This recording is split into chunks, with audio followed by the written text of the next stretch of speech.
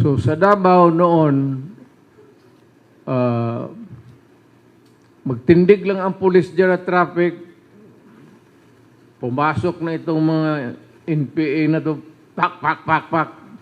In one day, minsan may 4 na pulis o 5 pulis ako natutumba. Kayong nung mayor ako, umakyat ako sa bukid. Kinausap ko itong New People's Front. ang mali naman itong yung mga liderato nila, nandito rin sa pamilya nila, nasa baba sa syudad. Sila yung mga student leaders na naging radical, pumunta doon sa taas, naging commanders. Patay dito, patay doon. Sabi ko sa kanila, alam mo, hindi naman siguro ako bright. Pero alam ko kung saan yung pamilya ninyo. Hindi kayo huminto. Pag humirit kayo ng isa, hihiritan ko kayo ng inosente. Kayo, mga kriminal.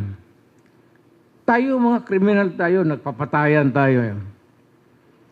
Pero kung hindi ninyo hintuan nila sa siyudad ko, sa Davao City, pag binira ninyo yung mga pulis ko, hindi ninyo hintuan yan. Uubusin ko yung pamilya. Susunugin ko yung bahay ninyo, pati yung pamilya ninyo. Kaya, nagkaroon kami ng truce. Kung mamili kayo, I mean, you cannot fuck the city for all time. You cannot have your cake and eat it too. Nandito ka sa siyudad ko, ikaw na terrorize ka, nandiyan ka sa bukid, nagbababaan kayo, pinapatay ninyo yung mga barangay captain, pinapatay ninyo yung mga pulis. Nandito naman yung mga pamilya ninyo. Pagka ganun, mag-Apache tayo. Apache, Indians, patayin mo yun, patayin ko rin dito. So, mamili kayo. Kasi pinili ako na ayaw kong mapahiya.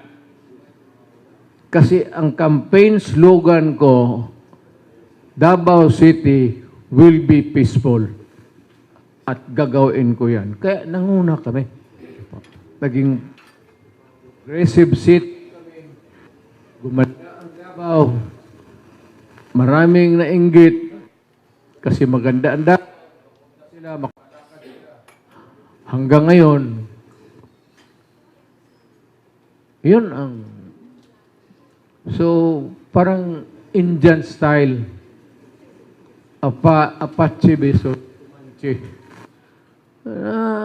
Alam mo, pakiusap tayo dito. Pero kung hindi tayo makaintindihan, hiyain mo ako, magkahiyaan tayo, magpatayan talaga tayo dito.